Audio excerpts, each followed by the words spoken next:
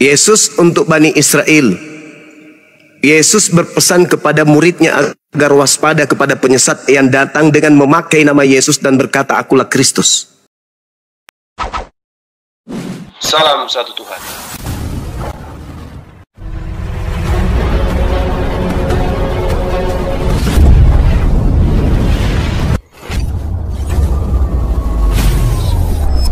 Ya, pengantar ini singkat para sahabat. Dukung semua ya sahabat-sahabat kita channel Densa News Muslim. Di like, di subscribe, di share sebanyak mungkin untuk supaya mencegah sahabat-sahabat kita di luar sana tidak terpengaruh terhadap pemurtadan. Semoga Allah memberikan selalu sikap istiqamah. Salam satu Tuhan, Allahu Akbar. Sedangkan Mesias palsu itu menyesatkan banyak orang. Dalam arti kata, Mesias palsu ini akan mengaku kepada seluruh manusia bahwa dia adalah utusan untuk seluruh manusia.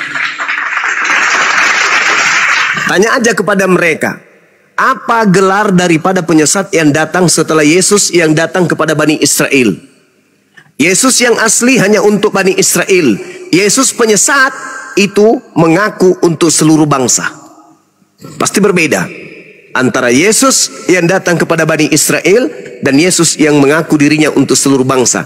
Dan Yesus berpesan agar waspada kepada penyesat yang bernama Yesus Kristus itu yang akan menyesatkan banyak orang. Nah, kalau ada Kristus menyesatkan banyak orang, tentu orang-orang yang disesatkan ini memiliki gelar, yaitu pengikut Kristus. Siapa pengikut Kristus? Islam atau Kristen? Sederhana bukan?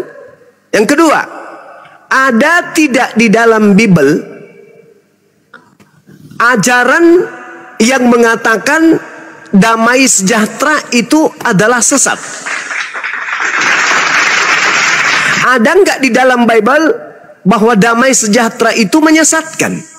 Bahwa damai sejahtera itu tidak baik? Tidak akan pernah ditemukan. Damai sejahtera dalam bahasa Arab disebut salam. Dalam bahasa Ibrani disebut shalom. Yesus sendiri adalah juru selamat. Berarti kalau Yesus juru selamat, berarti dia juru salam.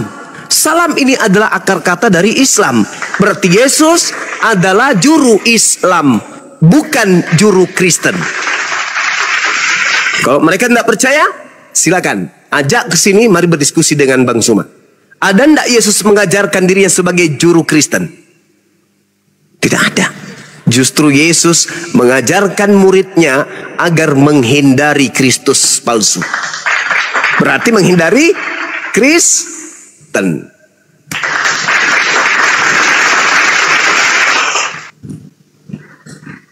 Saya kira begitu, Ibu Suci. Dan ini suami saya juga mau bertanya, sebelumnya saya bertanya kepada Ibu Nur, Ibu siapa tadi yang menjelaskan, ya Nora, tentang penyalipan.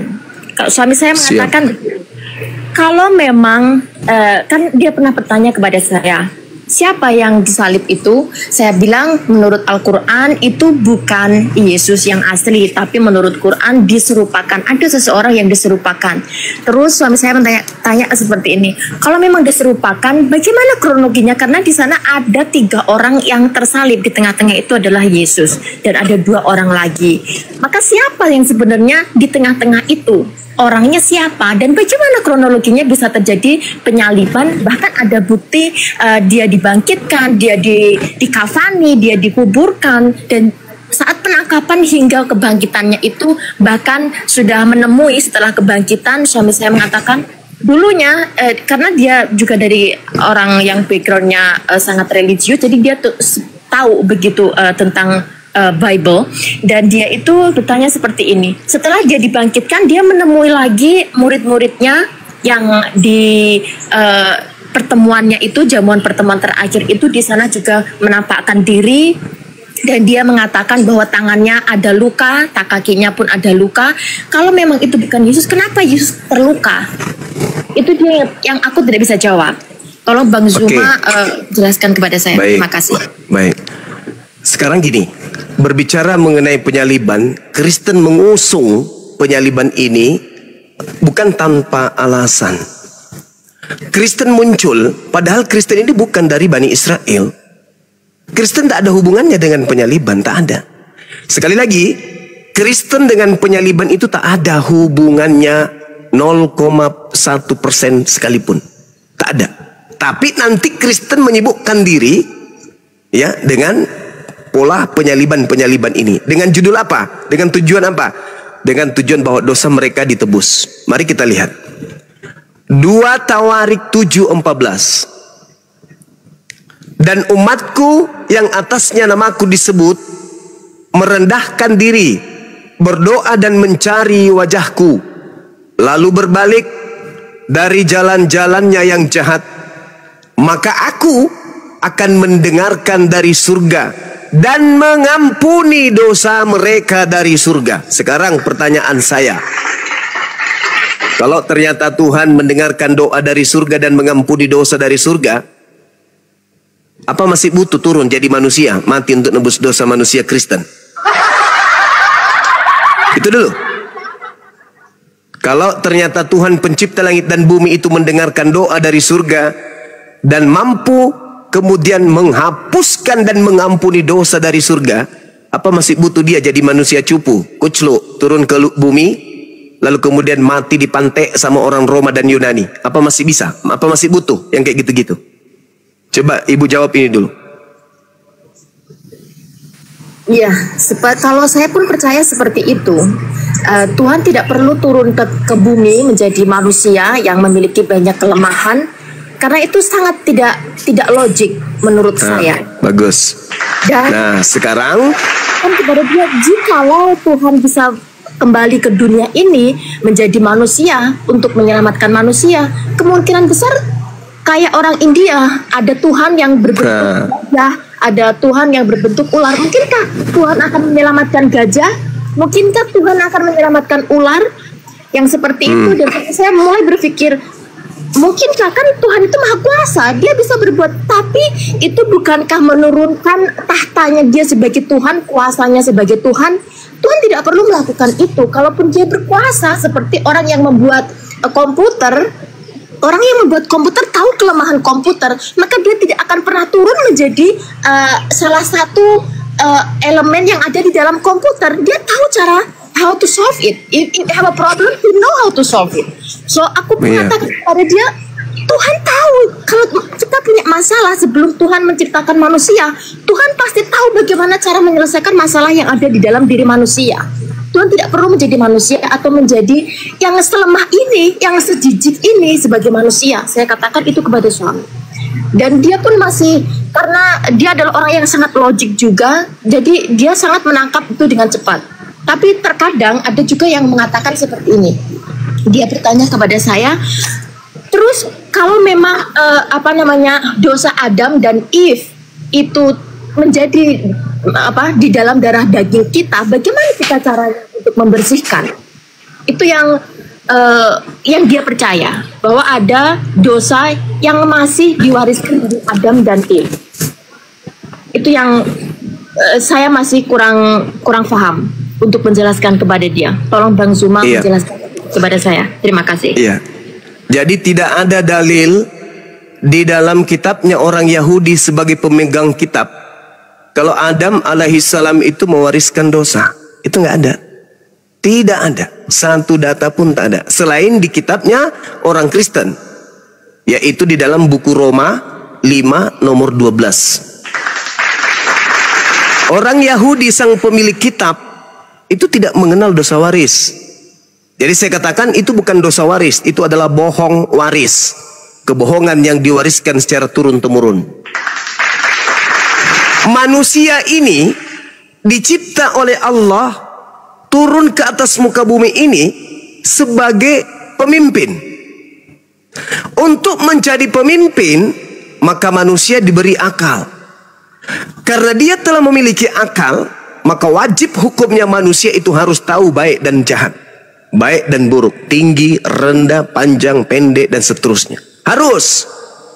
Sebelum Adam makan buah ilmu pengetahuan baik dan jahat, Adam nggak tahu apa-apa.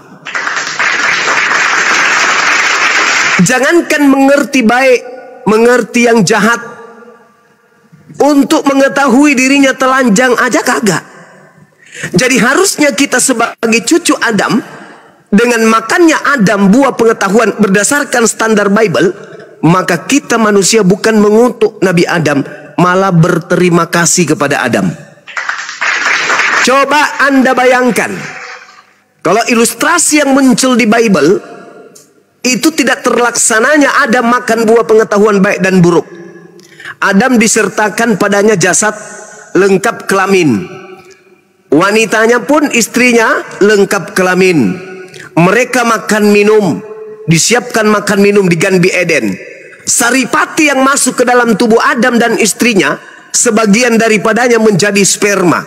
Apa yang terjadi ketika biologis kepenuhan sperma? Maka si Uco akan mencari tempat persinggahan. Apa yang terjadi? Adam akan bercocok tanam kepada istrinya. Maka Adam yang tidak mengerti baik dan buruk, tidak mengerti pakaian, tidak mengerti pakai celana, tidak mengerti pakai baju, akan beranak cucu dan anaknya juga akan diwariskan sama seperti itu. Pertanyaannya, apa bedanya Adam ketika itu terjadi dengan kambing? Tak ada bedanya, karena Adam tidak tahu baik dan buruk.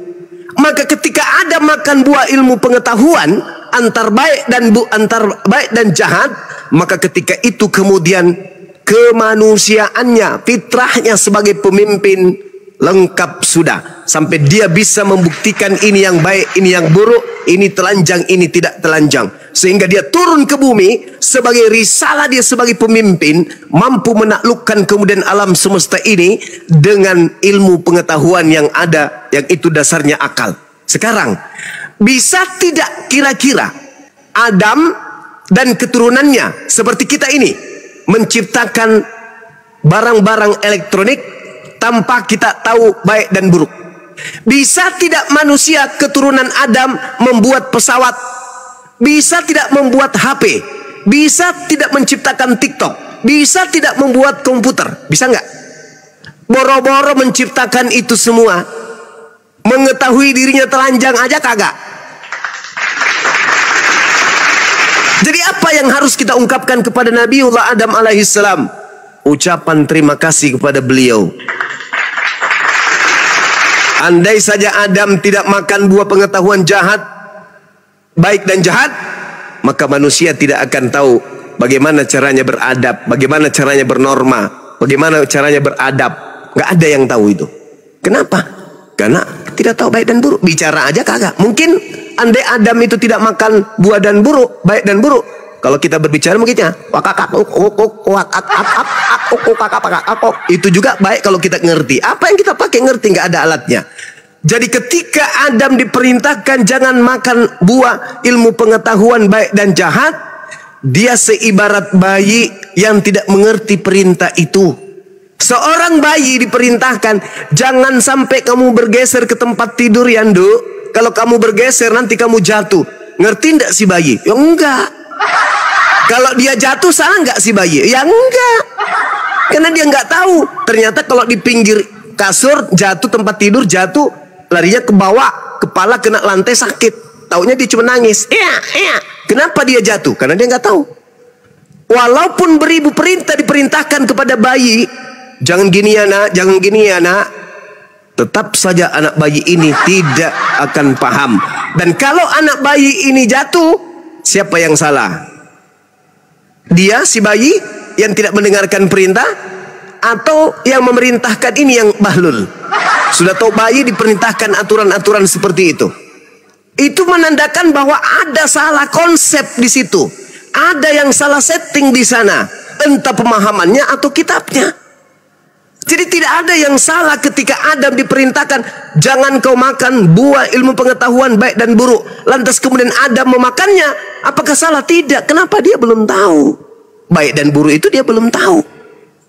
Maka ketika kemudian dia makan, salah nggak dia? Tidak.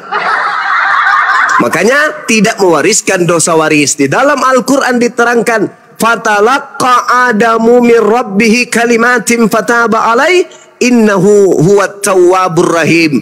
Ketika Adam kemudian tergelincir makan buah ilmu pengetahuan, Adam kemudian bertaubat kepada Allah, lalu Allah menerima taubatnya. Apakah kemudian Adam mewariskan dosa? Tidak. Kalau Adam tidak mewariskan dosa, lalu apa yang ditebus di atas tiang salib? Apa yang ditebus? Utang jengkol 1 karung di pasar yang ditebus. Gak ada itu, gak ada. Itu bullshit. Itu ajaran murni dari Romawi, bukan ajaran para nabi. 2 Tawarik 7 nomor 14. Tak ada kemudian Tuhan datang menjelma menjadi bayi, lalu kemudian mati dibunuh oleh ciptaannya sendiri. Itu kucluk. Itu mustahil bagi orang yang berakal. Demikian. Dan juga masih tentang ini Kristen, suami aku mengatakan seperti ini. Kalau memang iblis itu dulunya adalah malaikat, bukankah malaikat dan iblis itu diciptakan dari elemen yang berbeda? Kalau Islam kan bukankah malaikat dari cahaya dan iblis dari api? Tapi di Kristen itu katanya ada cerita yang seperti iblisnya dulunya adalah seorang malaikat yang baik dan akhirnya turun di dunia ini. Bahkan suami saya mengatakan ada malaikat yang menjadi iblis dan memiliki keturunan dari manusia seperti itu. Apakah itu ada benar adanya atau bagaimana perbedaan antara malaikat dan iblis ini? Apakah malaikat itu punya juga keinginan seperti iblis, punya kehasrat atau punya nafsu seperti itu, seperti iblis, karena mereka sama-sama dari surga yang dulunya juga diberi kekuatan atau diberi sebuah power begitu dari Tuhan? Bang Juma tolong jelaskan. Iya. Jadi ketika kemudian diciptakan HP tapi tidak ada sinyal, maka HP hanya sebuah benda yang tak ada artinya. Tugasnya hanya menemani manusia sebagai gaya-gayaan. Mungkin hanya dipakai untuk kalkulator, untuk foto dan seterusnya. Tapi ketika menyusul ciptaan baru bernama sinyal, barulah HP kemudian bisa menyatakan dirinya sebagai benda yang memiliki fungsi yang sangat luar biasa. Begitulah iblis. Begitulah makhluk yang dicipta dari api. Sebelum Adam dicipta, dia anteng-anteng saja. Tidak ada saingan, tidak ada perintah di sana. Maka ketika Allah menyatakan iskala rabbuka lil malaikati inni khaliqun basharan min tin, ingatlah ketika Allah berfirman kepada para malaikat, sesungguhnya aku akan menciptakan manusia dari tanah. Fa idza sawaituhu wa nafakhtu fihi min ruhi fakaulahu sajidin. Kemudian apabila aku sempurnakan kejadiannya, Adam aku ciptakan kemudian, maka tunduklah kamu semuanya bersujud. Tunduklah kamu semuanya bersujud, termasuk makhluk yang dari api. Siapa itu? Iblis. Tunduklah kamu semuanya. Itu perintahnya. Jadi kalau ada yang mengatakan, mana perintahnya kepada iblis? Kok nggak ada? Ada. Lahu sajidin. Kemudian apabila aku telah sempurnakan kejadiannya dan aku tiupkan rohku kepada Adam alaihissalam, maka hei kalian, tunduklah kamu dengan bersujud kepadanya. Itu perintah Allah. Itu perintah Allah. Kemudian maka fasajadal malaikatu kulluhum ajma'un, lalu para malaikat itu kemudian bersujud semuanya illa iblis.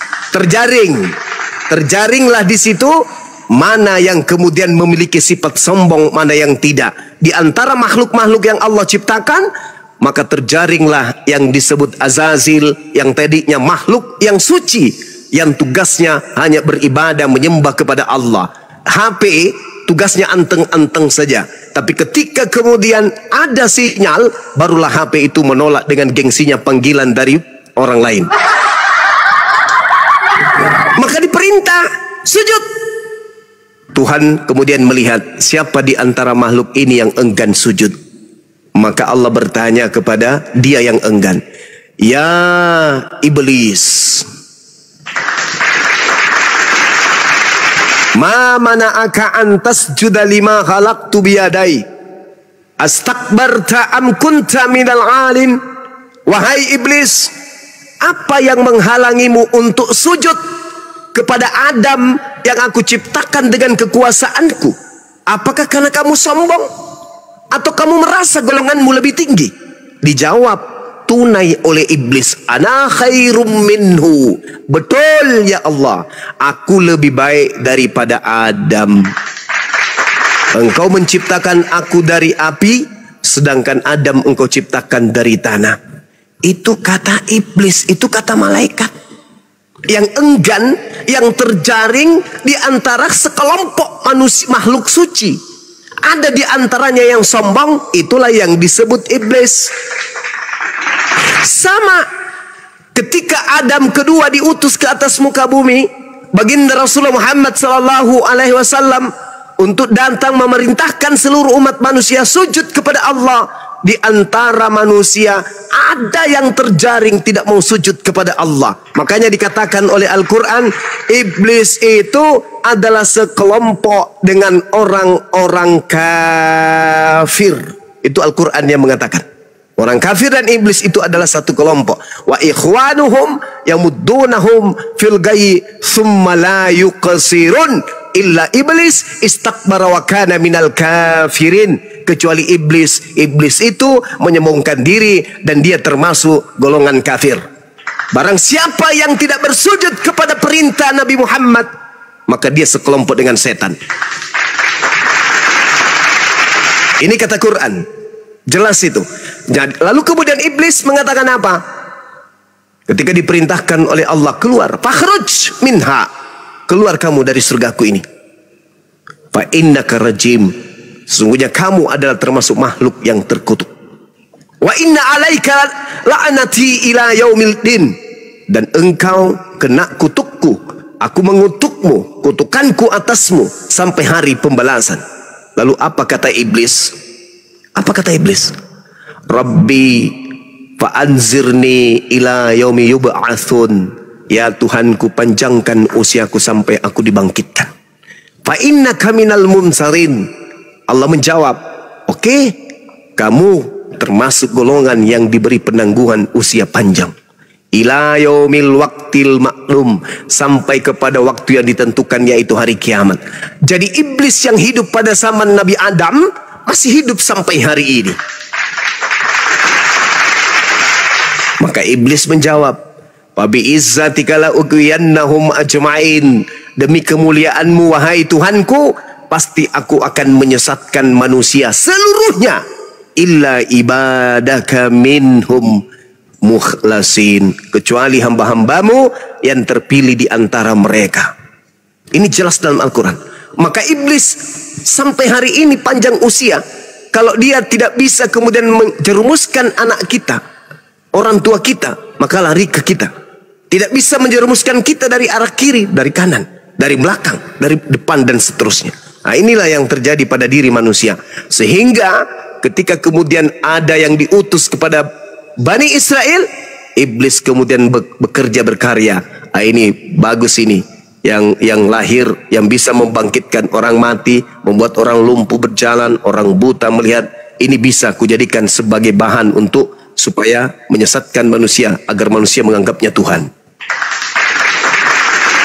Makanya Yesus berpesan, waspadalah kepada penyesat yang datang kepadamu dengan memakai namaku dan berkata akulah Kristus. Iblisnya memanfaatkan ketenaran Yesus untuk menjual nama Yesus kepada keturunan Adam, agar sebagian dari keturunan Adam itu bisa mempertuhankan Yesus Kristus selain daripada pencipta langit dan bumi yang orang Yahudi menyebutnya Yod-Heh-Vav-Heh.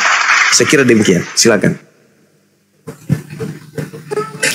Oke, terima kasih banyak Bang Sumbang karena sudah memberikan banyak pencerahan kepada saya. Karena di sini saya juga mengikuti di beberapa channel lain apologet Islam, karena itu sangat membantu untuk saya menjelaskan kepada mereka bagaimana sih bukan saya hanya melindungi iman saya, tapi setidaknya saya juga memberikan kayak mereka mau menarik saya, tapi saya juga mengatakan tidak, kalian tidak bisa menarik saya, karena saya juga melihat beberapa cacat di Bible itu dan itu bisa membuat saya mendapatkan kelonggaran agar tidak tertarik kepada apa yang telah mereka tunjukkan kepada saya. Dan saya juga sangat berterima kasih kepada apologet-apologet Indonesia karena dengan itu bisa menyelamatkan keimanan saya, memberikan pencerahan. Dan di sini saya juga memiliki banyak sekali catatan karena saya mengikuti Bang Zuma sejak beberapa bulan yang lalu. Allahu Akbar, takbir. Masya Allah, Masya Allah. Silakan saudara. Iya, mendapatkan di YouTube entah kenapa ada tiba-tiba ada YouTube yang apologet. Apa itu apologet? Saya penasaran sekali kenapa ada apologet. Apa itu apologet? Dan ternyata di situ ada percakapan-percakapan tentang debat, tentang itu. Dan saya sangat tertarik sekali karena ternyata Allah menunjukkan kepada saya, kamu tidak cukup ilmu untuk menghadapi mereka, maka aku berikan petunjuk ini loh. Tonton ini dan dengarkan apa yang apologet itu. Ternyata apa yang disampaikan orang-orang Kristen di Indonesia itu sama persis dengan apa yang dikatakan orang sini. Jadi apa yang dipertanyakan dan didebatkan di Indonesia itu bisa membuat saya memiliki kekuatan untuk melawan mereka. Karena sebagai minoritas, saya sendiri untuk melindungi iman saya yang di sini tidak pernah saya berkontak dengan orang Indonesia atau orang Islam atau orang Muslim. Tidak ada orang yang ada di belakang saya, dan saya pun juga dari keluarga yang biasa saja tentang religius, tidak begitu. Ya, orang tua saya mengatakan sholatlah, ngajilah, puasalah seperti itu, tapi tidak mendetail tentang apa itu, kenapa seperti itu, tidak ada dulunya. Jadi saya belajar sendiri, mencari apa namanya ilmu-ilmu tentang Islam dan juga dari seberang sana Kristen, dari diri saya sendiri. Dan ternyata Allah memberikan banyak sekali jalan untuk melindungi atau membela Islam ini. Di sini saya memiliki benar-benar seperti saya memiliki keluarga. Beberapa kali saya bergabung di beberapa TikTok dari sini tapi tidak pernah diangkat. Dan hari ini syukur alhamdulillah saya berterima kasih kepada host yang mengangkat saya untuk bercakap-cakap langsung dengan Bang Zuma dan Ibu Nora. Saya sangat berterima kasih. Dan mungkin hari ini cukup sekian. Saya sangat bahagia hari ini. Ternyata doa-doa saya untuk bercakap dengan Bang Zuma langsung, bergabung dengan Apologet Indonesia, terpenuhi hari ini di puasa yang ke-26. Saya sangat berterima kasih. Alhamdulillahirabbil alamin. Masya Allah, subhanallah. Siap. Ya. Kami juga bangga atas kegigihan ya saudari kami Ukhti Suci untuk memperjuangkan akidahnya di tengah hidup di tengah-tengah mayoritas non-muslim, dengan gigih memperjuangkan akidah meskipun beliau ya minoritas di sana, tetapi dia tidak relakan akhiratnya hancur hanya karena dikelilingi oleh orang-orang yang mayoritas non-muslim, yang senantiasa bukan hanya sekedar non-muslim, tetapi mereka sekuat tenaga yang mereka bisa untuk memurtadkan Ukhti Suci untuk keluar daripada agamanya. Masya Allah, kami bangga dan kami senang menyambut Ukhti ini untuk kemudian senantiasa selalu bergabung dengan kami yang ada di Indonesia. Makasih. Saya juga sudah dihujat selama beberapa tahun karena di tahun 2015 lalu saya memberanikan diri menikah dengan seorang non-muslim. Dan saya menikah itu karena saya melihat suami saya itu orangnya sangat penasaran, dan dia ini orangnya sangat logik sekali. Jadi setiap kali saya menjelaskan tentang Islam, dia itu sangat tertarik. Dan dia senantiasa mendengarkan perkataan saya. Hingga akhirnya selama 3 tahun saya menikah, akhirnya suami saya mengambil langkah untuk menjadi seorang Islam. Dan alhamdulillah hingga hari ini dia juga masih berpegang teguh dan masih sangat bahkan semakin percaya bahwa Islam itu adalah jalan yang benar. Dan hujatan-hujatan itu sudah saya terima selama beberapa tahun karena saya mengambil langkah sebagai seorang muslim yang menikah dengan non-muslim kala itu. Tapi setelah saya suami saya masuk ke dalam Islam, saya menikah secara agama pula. Yang pertama dulunya saya menikah hanya dengan catatan sipil, tapi setelah suami saya masuk ke dalam Islam, saya menikah secara agama pula. Alhamdulillah. Ya, mungkin di sini saya mengeluarkan unek-unek saya, Bang Zuma. Terima kasih banyak. Iya, nggak apa-apa, Uti. Ini sedikit lega karena saya juga tidak punya keberanian untuk mengungkapkan apa yang selama ini saya rasakan, hidup sebagai minoritas, jauh dari orang tua, jadi keluarga itu saya ingin berkeluh kesah kepada keluarga itu, saya sangat malu karena itu adalah keputusan saya ambil tahun 2015 lalu. Kalau saya mengeluh pada keluarga, pastinya mungkin mereka akan menyupport, tapi yang saya pikirkan adalah mungkin mereka akan menyalahkan saya juga karena saya mengambil langkah pada waktu itu. Jadi dengan adanya Apologet Islam, benar-benar saya sangat berterima kasih sekali. Mungkin sekian yang saya akan sampaikan hari ini. Terima kasih banyak Bang Zuma dan teman-teman di Apologet ini. Ya, sama-sama Ukhti Suci, ya, sehat selalu, panjang umur.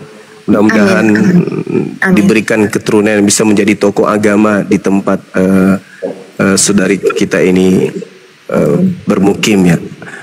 Di mana memangnya? Di Belanda, ya? Saya di Brazil. Oh, di Brazil. Iya.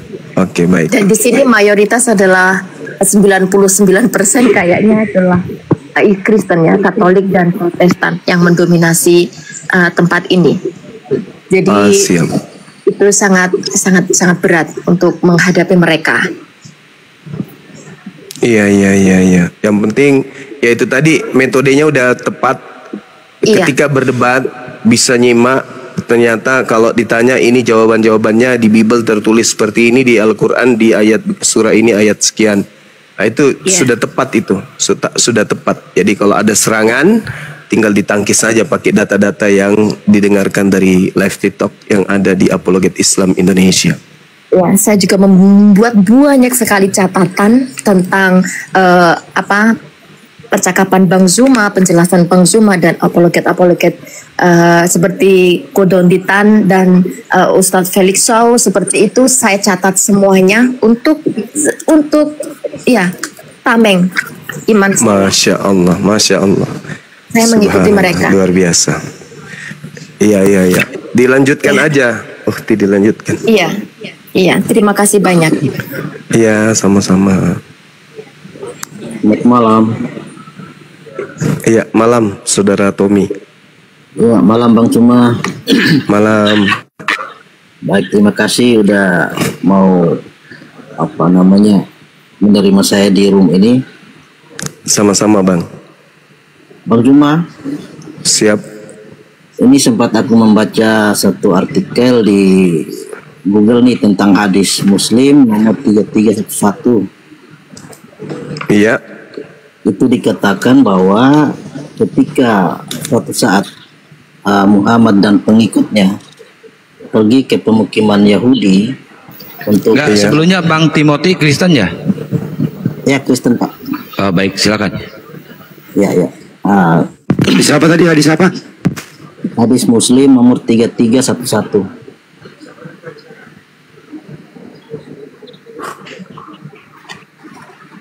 Nah, di situ diceritakan bahwa suatu ketika Muhammad dan beberapa pengikutnya pergi ke pemukiman Yahudi untuk menyerukan kepada orang Yahudi di sana untuk memeluk Islam. Nah, di dalam beberapa pembicaraan di terakhirnya Muhammad mengatakan bahwa ketahuilah sesungguhnya bumi ini kepunyaan Allah dan Rasulnya. Makanya itu apakah ada dalil atau wahyu sebelumnya sehingga Muhammad bisa mengatakan hal seperti ini, Bang Zuma? Mohon menjelaskan, Bang Zuma. Iya, surah Al-Fatihah itu jelas itu, Bang. Alhamdulillahirabbil alamin. Segala puji bagi Allah, Tuhan semesta alam. Jadi Allah dalam hal ini adalah pemilik alam semesta ini. Jadi tidak ada yang salah dengan hadits yang Anda bawa. Bagaimana kemudian di dalam perkataan itu bukan saja bumi ini kepunyaan Allah, tetapi kepunyaan juga Rasulnya, Itu gimana? Artinya bahwa apakah secara tidak langsung bahwa itu ada penyetaraan dalam hal kepemilikan bumi ini? Oh enggak, tidak. Baginda Rasulullah Muhammad sallallahu alaihi wasallam ketika membawa hadits ini mengucapkan 3 kali kalimat tersebut. Ketahuilah sesungguhnya bumi ini kepunyaan Allah dan Rasulnya. Artinya bahwa baginda Rasulullah Muhammad sallallahu alaihi wasallam diutus kemudian ke atas muka bumi sebagai rahmat untuk alam semesta. Maka Rasulullah harus menjadikan alam semesta ini sebagai rahmat. Dengan cara apa? Dengan mengajarkan Islam kepada seluruh alam semesta ini. Itu tujuannya, makanya dia diutus litubayyina linnasi. Nabi Muhammad diutus kepada seluruh umat manusia sebagai rahmatan lil alamin. Berbeda dengan nabi-nabi sebelumnya, hanya diutus kepada kelompok tertentu, termasuk Yesus. Itu hanya untuk Bani Israel saja. Itu pun hanya untuk domba yang hilang, yang sesat dari Bani Israel. Sedangkan baginda Rasulullah Muhammad SAW diutus ke muka bumi ini untuk mengislamkan alam semesta. Jadi apa menurut statement Bang Suma itu, apakah itu sudah menunjukkan bahwa betul bahwa hadis ini mengatakan bahwa bumi ini adalah kepunyaan Allah dan Rasulnya? Iya, memang betul. Alam semesta ini kepunyaan Allah.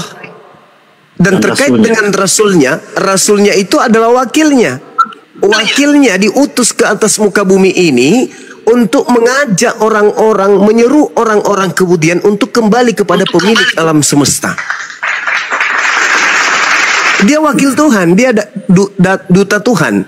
Dia yang diperintahkan kemudian untuk mengajarkan seluruh alam semesta agar bertasbih, mengingat kepada Allah sang pemilik. Itu maksudnya. Beliau ada Rasul. Rasulullah artinya Rasul utusan Allah, maksudnya wakil, duta. Dia duta pencipta langit dan bumi. Kalau Yesus duta pencipta langit dan bumi kepada sekelompok manusia bernama Bani Israel saja. Kalau Rasulullah, dia adalah duta untuk alam semesta ini. Dia utusan Tuhan untuk seluruh alam semesta. Yesus hanya untuk bagian Israel saja. Begitu juga Nabi Musa. Tapi kalau baginda Rasulullah, dia diutus untuk alam semesta ini. Maka Allah pemilik alam semesta mengutus Rasulnya sebagai wakilnya untuk mengajak alam semesta bertasbih, mengingat, menyeru, sujud hanya kepada dia sang pemilik alam semesta. Itu maksudnya. Oke, berikutnya Bang Suma bisa kita pertanyaan lagi. Ini terkait artikel juga tentang apa namanya jasa VOC ya, dalam hal ini Belanda terhadap penyebaran Islam di Indonesia. Gimana Bang? Gimana? Saya membaca artikel tentang apa namanya pengislaman oleh VOC, maksudnya bahwa penyebaran Islam di Indonesia itu juga ada jasanya VOC. Itu menurut sumbernya dari nu.or.id. Itu menyatakan bahwa dalam babat sejarah Belambangan, VOC bahkan menjadi pihak yang paling berjasa dalam penyebaran Islam. Ini maksudnya gimana? Apakah ini suatu statement saja atau ini benar terjadi seperti itu? Memang faktanya seperti itu? Iya, jadi sejarah juga menorehkan hal itu. Di abad ke-17, abad ke-18, bagaimana VOC berhasil menguasai kemudian Jakarta, kalau dulu disebut Batavia. Jadi VOC dalam hal ini Belanda menguasai Jakarta dan beberapa wilayah Nusantara lainnya. Nah, di luar daerah-daerah yang dikuasai oleh Belanda, yaitu kerajaan-kerajaan yang kemudian bernuansa Islam, itu masih berdiri sebagai kerajaan yang berdaulat, berbentuk negara. Di situ ada presidennya, di situ ada rajanya dan seterusnya. Dan kerajaan-kerajaan Islam ini itu memegang kendali atas pangkalan atau rute-rute perdagangan yang ada, termasuk yang dimanfaatkan oleh VOC. Nah, kemudian terjadi persaingan, perebutan kekuasaan, sehingga VOC mengambil kemudian kesempatan untuk menjadikan VOC ini sebagai sebuah kekuatan yang berhasil memaksakan perjanjian terhadap raja-raja yang ada di Nusantara ini. Tujuannya apa? Agar VOC mendapatkan kemudian kesempatan untuk masuk mengurus urusan-urusan kerajaan mereka. Nah, tujuannya apa? VOC ini agar terjadi urusan internal kerajaan-kerajaan yang ada di Nusantara. VOC dalam hal ini memiliki misi akhir, yaitu memecah belah kekuasaan kerajaan-kerajaan pribumi. Itu tujuannya. Jadi apapun VOC lakukan, termasuk intervensi nantinya, itu muncul setelah VOC ini berada atau menguasai atau duduk di kerajaan Banten misalnya. Jadi karena kerajaan Banten identik dengan kerajaan Islam, maka Belanda masuk, ya, mencari-cari jati diri, mencari kemudian seakan-akan dia itu baik, seakan-akan dia memfasilitasi kemudian bahwa keyakinan yang ada yaitu Islam itu betul-betul harus kemudian mencapai tujuannya, yaitu siapa yang berada di dalam kekuasaan kerajaan harus mengikuti agama yang mayoritas dianut oleh kerajaan. Itu didukung oleh VOC untuk meminimalisir kemudian adanya perlawanan dari kerajaan tersebut. Nah, itu yang terjadi. Jadi bukan dia ikut memiliki misi bahwa harus Islam semuanya, enggak. Itu hanya dimanfaatkan supaya mereka bisa mengintervensi kemudian kerajaan yang ada. Pandai dia. Itu yang terjadi. Dan itu memang sejarahnya seperti itu. Berarti secara tidak langsung juga kan sudah ikut, ya. Seperti itu, Bang. Jadi Belanda ini misalnya tujuannya mungkin gimana? Artinya walaupun seperti itu, artinya secara tidak langsung VOC juga kan sudah berjasa menyebarkan Islam. Artinya walaupun tujuannya memecah belah, artinya mengkelompokkan. Oh tidak, Islam sudah ada, Islam itu sudah menyebar, kerajaan sudah berbentuk, kerajaan-kerajaan Islam. Jadi dia masuk ikut mewarnai kemudian keadaan kerajaan. Contoh yang tadi saya katakan, kerajaan Banten, kerajaan Mataram, semua kerajaan-kerajaan ini diintervensi kemudian oleh VOC dengan jalan masuk ke dalam mereka, mendekati sultan-sultan, kerajaan-kerajaan kesultanan yang ada. Untuk apa?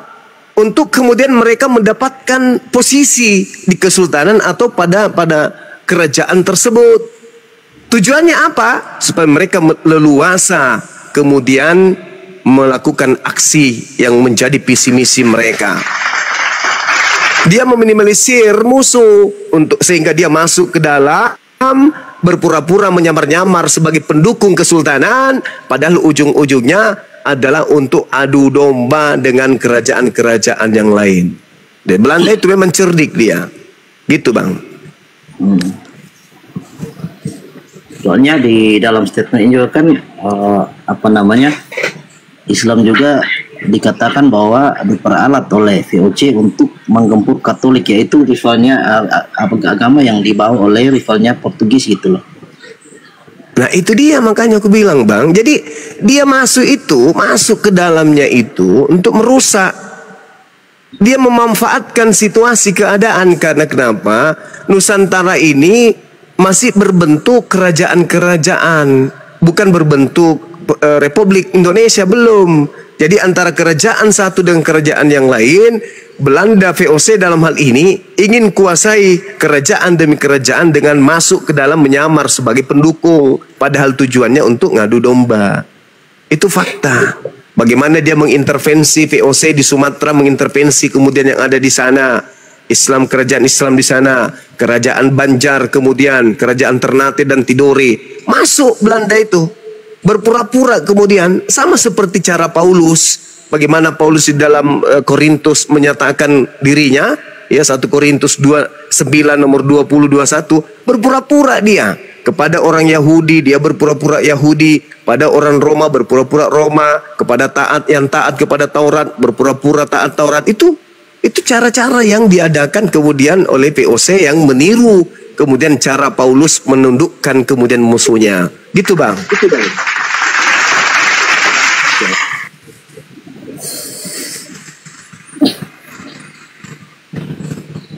Itu aja, Bang. Iya, terima kasih. Silakan, yang lain dinaikkan.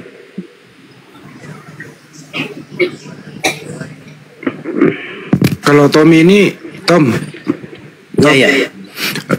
Lu kalau beragama Kristen, Tom, dari mana kok bisa beragama Kristen? Ya dari lahir. Ya maksudnya Iya tahu. Terus dari berarti ibu bapakmu Kristen ya? Iya. Kakek nenekmu seterusnya itu berarti nyambung ke Belanda dong? Ya kalau nyambung maksudnya nyambungnya dalam hal? Ya Belanda kan bawa Kristen, kamu Kristen berarti nyambung. Ya kalau ajaran yang baik ya kenapa enggak boleh? Oh, Kristen ajaran baik ya. Memang ajaran baik. Baiknya di mana? Bagaimanapun tentang maksudnya kayak maksud lain daripada penjajah itu kan kita tidak mengambil contoh dari situ, tapi kan kita mengambil hal baik seperti agama yang dibawa itu. Yang baiknya mana? Ajaran yang dibawa Belanda itu baiknya yang mana? Ya baiknya seperti agama yang kita sekarang. Memang ada baiknya menyemak yang dibawa Belanda. Lanjut deh, aku bakal lagu. Seperti ajaran-ajaran yang dari murid-murid Yesus sampai dengan ini ya di Indonesia ini.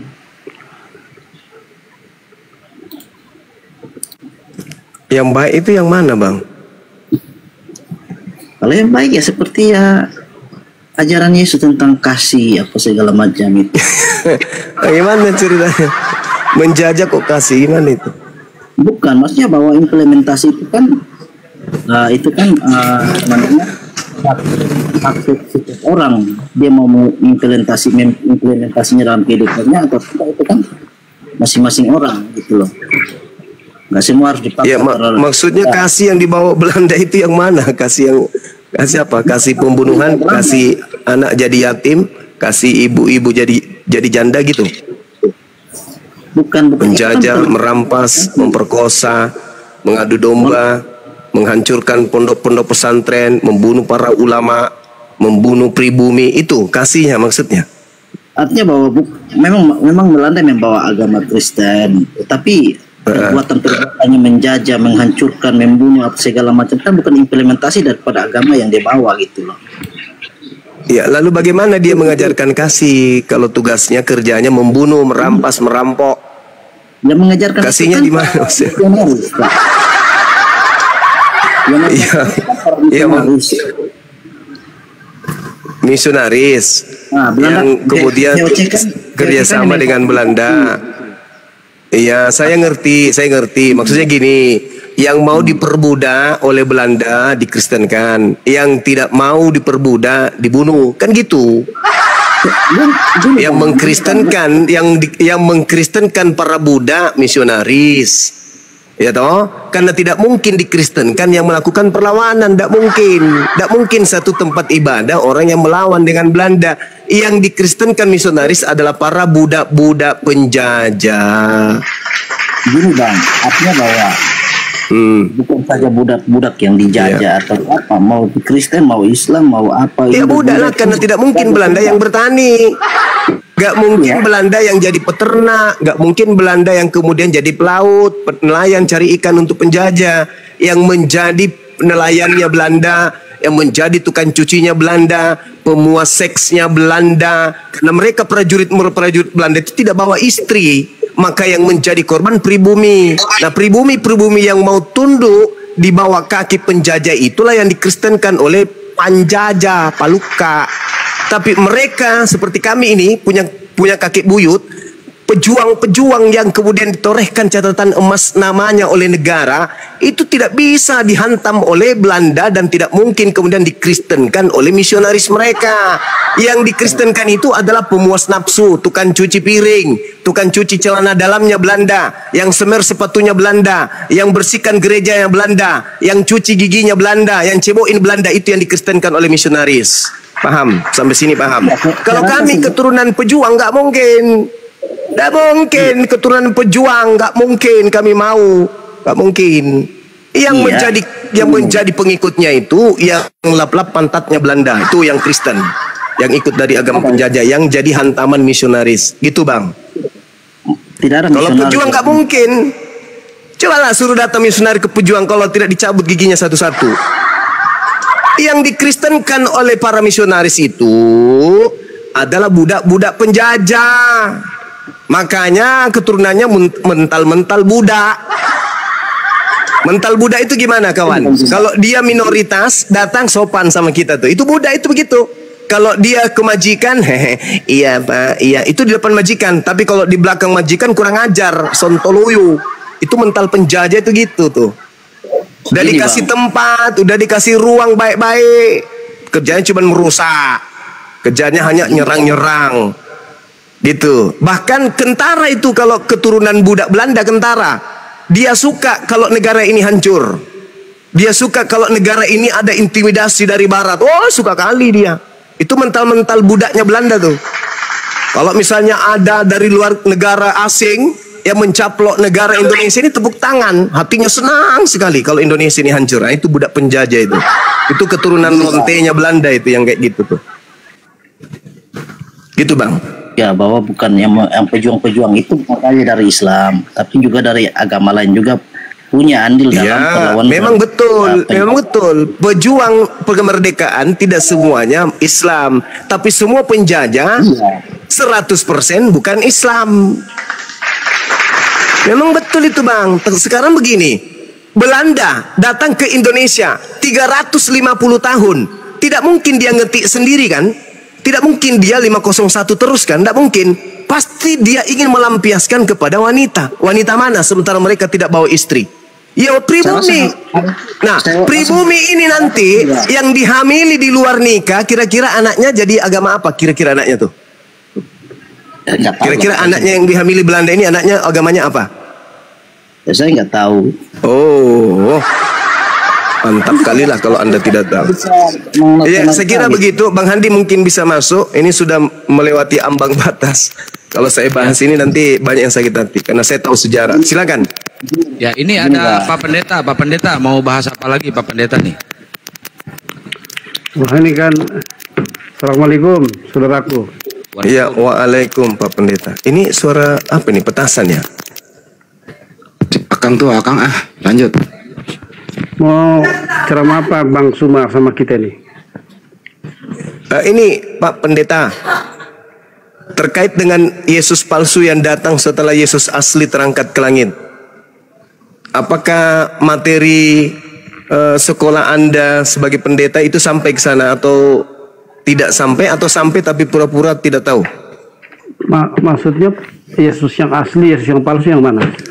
Yesus yang palsu yang memiliki banyak pengikut. Kalau yang asli kan cuma Bani Israel saja. Dari mana ayatnya itu ya?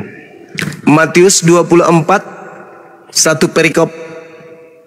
Intinya ada di poin-poin nomor 4, nomor 5. Matius 24 apa itu? Pendeta bertanya. Matius 24 nomor 4 nomor 5, saudara.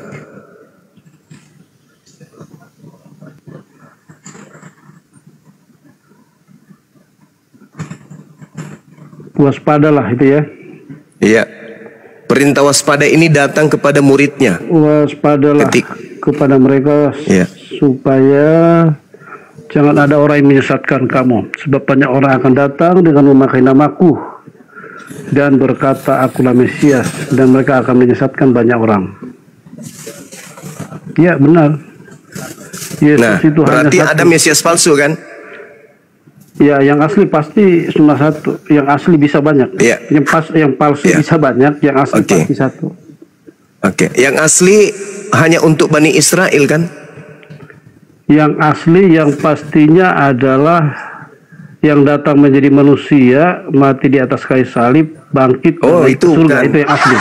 Oh, itu bukan asli itu. Anda sebagai Kristen menggabungkan antara yang asli dengan yang palsu. Anda kan Kristen nih.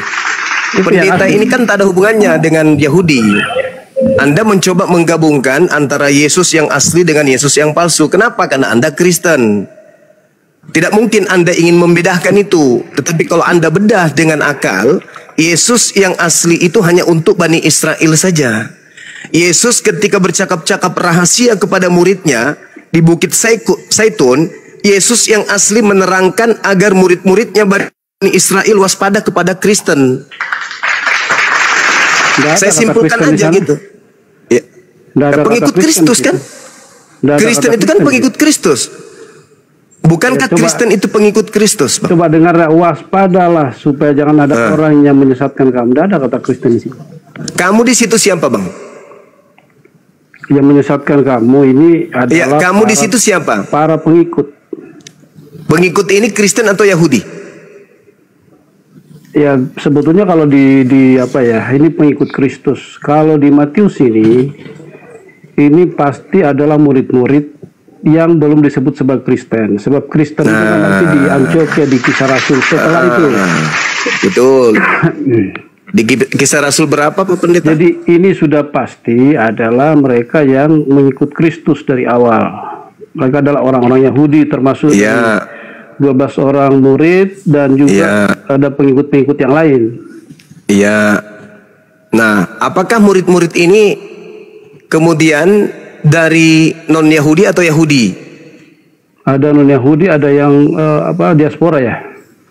Nggak ada, orang diaspora itu adalah orang-orang Yahudi yang kemudian tersebar ke berbagai. Itu nanti itu Paulus punya misi itu Paulus.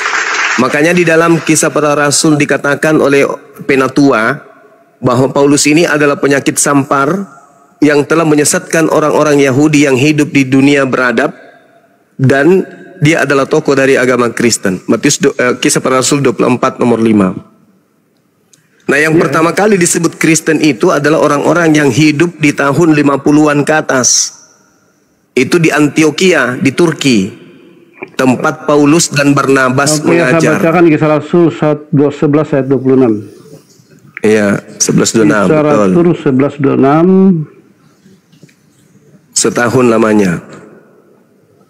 Untuk mereka tinggal bersama-sama dengan jemaat itu 1 tahun lamanya sambil mengajar banyak orang. Di Antioquia lah murid-murid itu pertama kali. Untuk pertama kali disebut Kristen. Nah, itu di situ yang mengajar siapa? Yesus atau Paulus? Nah, kalau di sini ini sudah pasti sudah para rasul. Ada Yohanes, ada Petrus. Tidak ada Yohanes di situ, Bang. Itu Barnabas aja. Jadi Kisah Rasul itu berbicara tentang pengajaran rasul-rasul. Coba kalau misalnya di Kisah Rasul pasal 3, siapa yang khotbah di sana? Itu Petrus.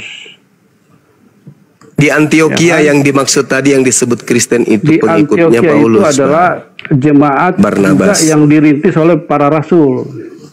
Yang kemudian Paulus ke sana juga untuk melayani. Ya, memang cuman Paulus di situ, Bang. Paulus, Lukas, Markus, Barnabas. Itu pun Barnabas udah pisah kongsi dengan Paulus. Jadi yang pertama kali disebut di Kisah Rasul pasal 3 di situ Petrus berkhotbah. Di mana? Kisah Rasul pasal 3 itu Petrus berkhotbah. Di mana berkhotbahnya dia? Menyembuhkan Petrus dan Yohanes ya. Kisah Rasul pasal 3, pada satu hari menjelang waktu sembahyang, yaitu pukul 3 petang, naiklah Petrus dan Yohanes. Jadi di Kisah Rasul ini yang pasti masih ada murid-murid Tuhan Yesus atau orang-orang satu yang menyaksikan langsung. Itu juga masih berkhotbah di Kisah Rasul, dan mereka pun ini kemudian bertemu dengan Paulus dan Barnabas. Ya, selain surat Paulus, Bang, Galatia 2 yang menceritakan bahwasanya Petrus itu sampai ke Antioquia, ada nggak pengabaran lain yang mengatakan bahwa Petrus sampai ke Antioquia? Karena kalaupun Petrus sampai ke Antioquia, menurut Paulus Galatia 2 nomor 8, Petrusnya di Antioquia itu hanya mengajar Injil kepada orang-orang yang bersunat.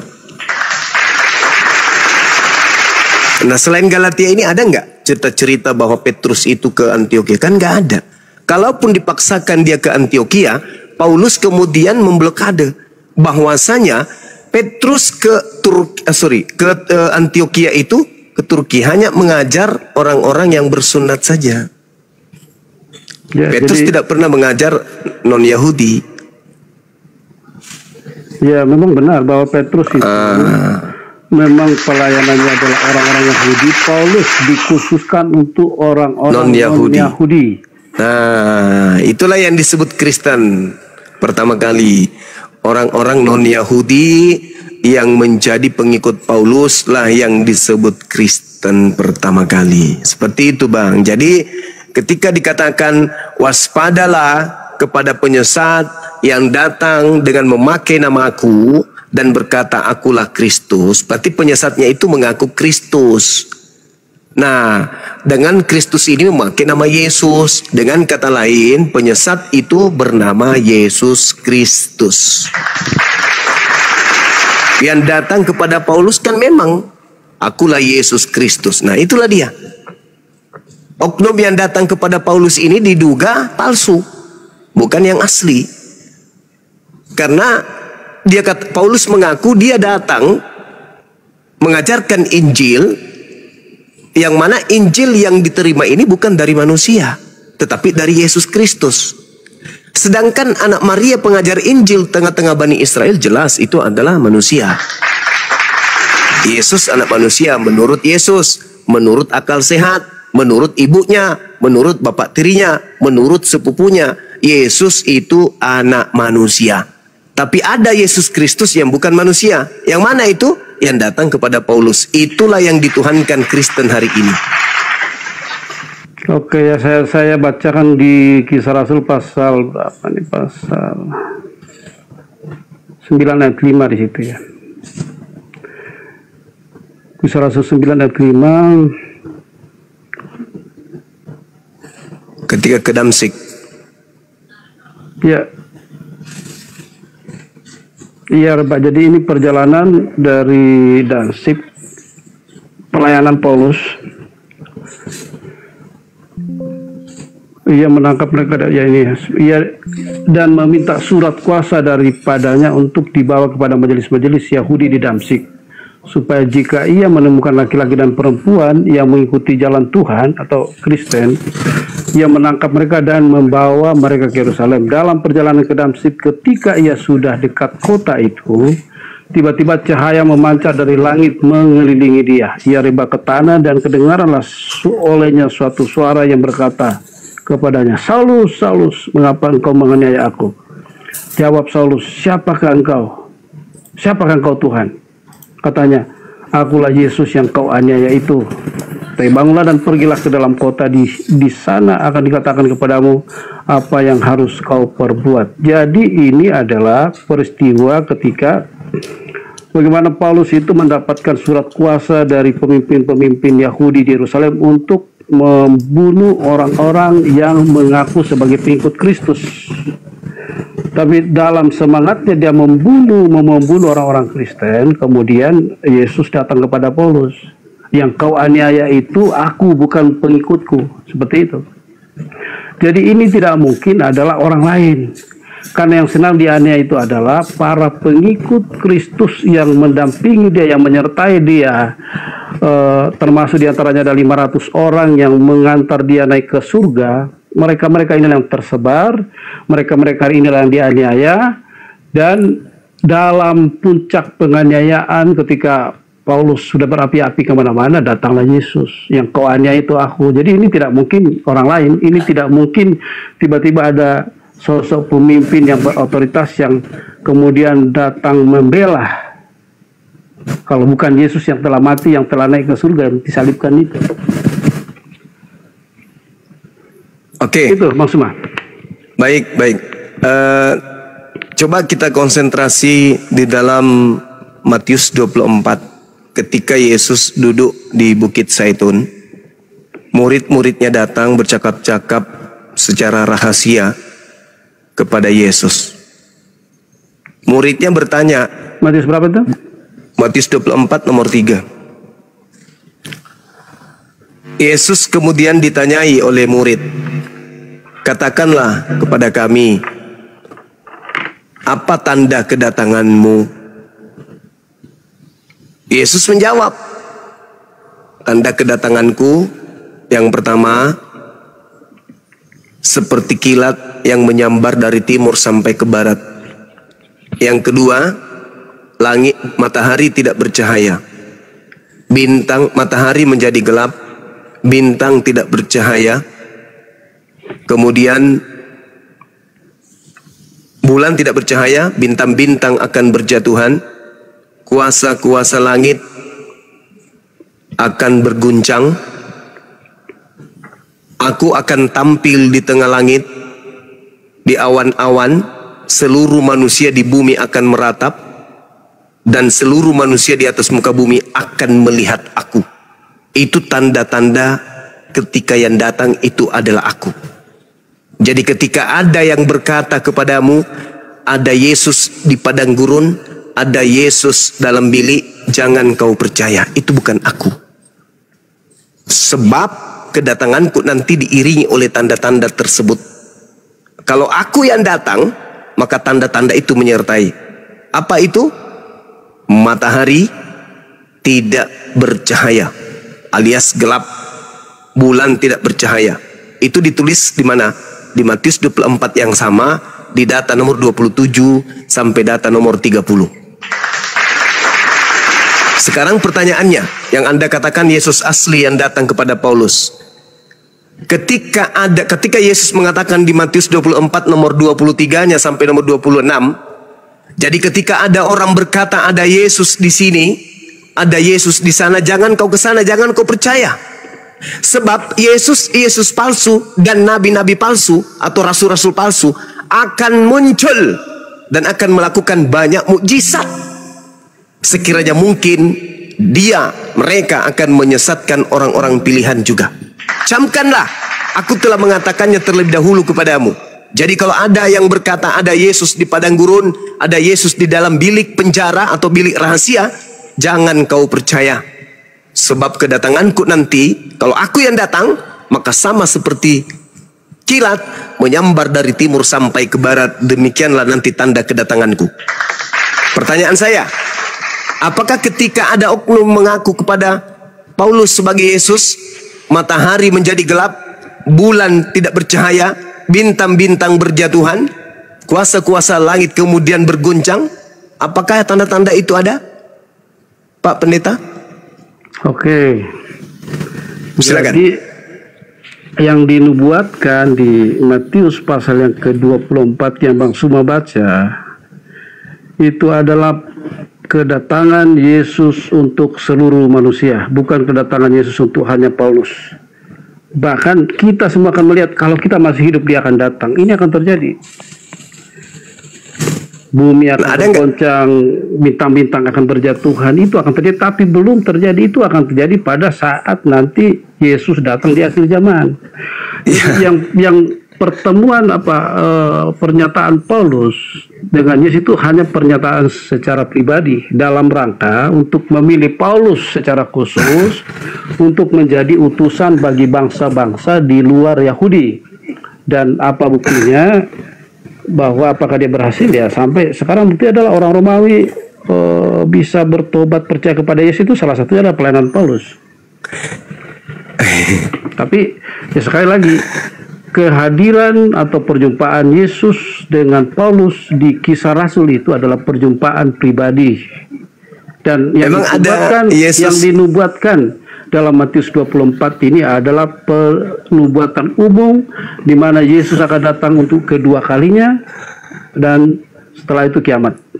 Justru perjumpaan pribadi, Pak Pendeta, Yesus minta muridnya waspada. Pada waktu itu jika ada orang berkata kepadamu, lihat ada Yesus di sini, baca nomor 23-nya. Ada Yesus di sana, jangan kau percaya. Jadi perjumpaan pribadi Paulus ini yang jangan dipercaya. Justru itu Yesus mengatakan, kalau tanda-tanda itu tidak mengikuti kedatangan oknum yang mengaku Yesus Kristus, itu bukan aku, waspada, dia adalah penyesat. Sebab kalau aku yang datang, tanda-tanda itu menyertai aku. Tapi kalau tidak ada tanda-tanda itu, hanya rebah ke tanah, melihat cahaya, mendengarkan suara, jangan kau percaya, itu bukan aku, itu Kristus palsu. Dia akan menyesatkan banyak orang. Nah, mana banyak orang yang disesatkan itu? Ya Romawi, Belanda, Anda. Jelas itu bang. Andai saja Yesus asli, sabar. Andai saja Yesus asli yang datang kepada Paulus, di abad pertama sudah kiamat dunia ini. Tapi karena yang datang kepada Paulus palsu, maka dunia tidak kiamat. Karena bukan Yesus itu adalah penyesat yang ngaku Yesus. Gitu abangku. Jadi begini bang. Iya silakan. Kalau abang menghubungkan, memang kesannya seperti itu. Tapi kan dengan jelas di sini ada banyak Mesias. Mesias ada di sana, Mesias ada di situ. Tapi yang jelas waktu Paulus dijumpai oleh Yesus, ini hanya satu orang, tidak ada. Kemudian di Antioquia ada Mesias ngaku Mesias, kemudian ada di Alexandria ada Mesias, tidak ada. Cuma satu yang datang ke situ. Nah, ini maksudnya apa di sini? Mesias palsu ini di akhir zaman itu akan banyak, bahkan terjadi mulai sekarang sudah banyak Mesias yang mengaku-ngaku Mesias kan.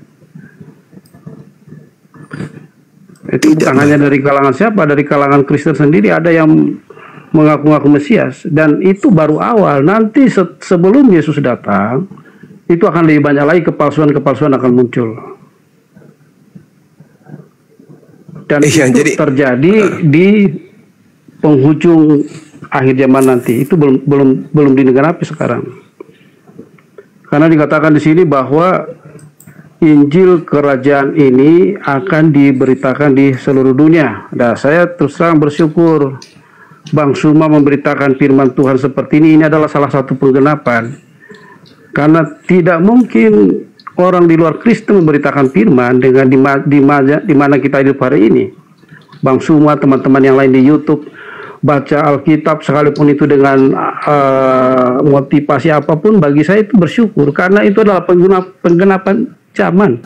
Di mana-mana Injil diberitakan, entah itu dari orang yang tidak mengaku Kristus sebagai Tuhan ataukah siapapun, tapi itu adalah penggenapan. Kita sedang menuju ke sana, di mana Yesus akan datang.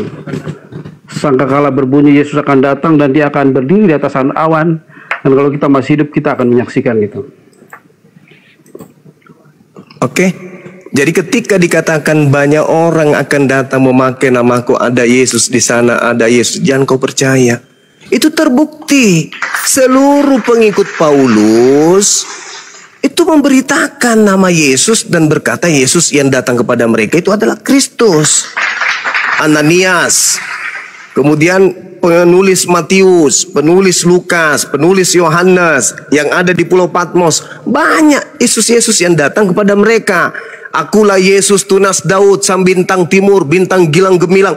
Itu semuanya akulah Alfa dan Omega, kepada aku diberi kuasa langit dan bumi. Itulah Yesus-Yesus palsunya. Termasuk murtadin-murtadin ini ngaku bertemu Yesus pada saat mereka haji, pada saat mereka umroh, pada saat mereka tahajud. Itu sedang bertemu dengan Kristus-Kristus palsu itu. Jadi andai saja yang datang kepada Paulus itu adalah Yesus asli, maka kiamat di abad pertama. Karena tanda-tanda kedatangan Yesus yang asli dibarengi dengan matahari menjadi gelap, bulan tidak bercahaya, bintang-bintang jatuh. Itu tanda-tanda kalau yang datang itu Yesus.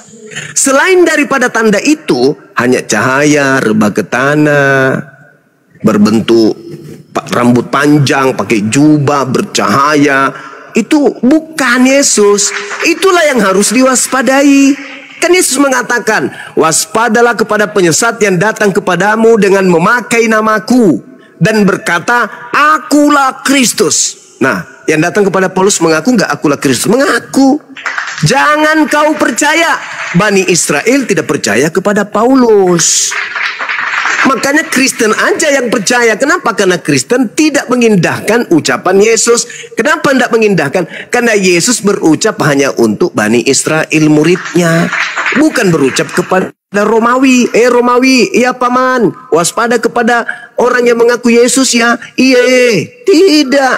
Murid-murid Yesus, orang Yahudi lah yang diminta oleh Yesus waspada kepada yang datang kepada Paulus. Makanya orang Yahudi tidak percaya kepada Karisteng.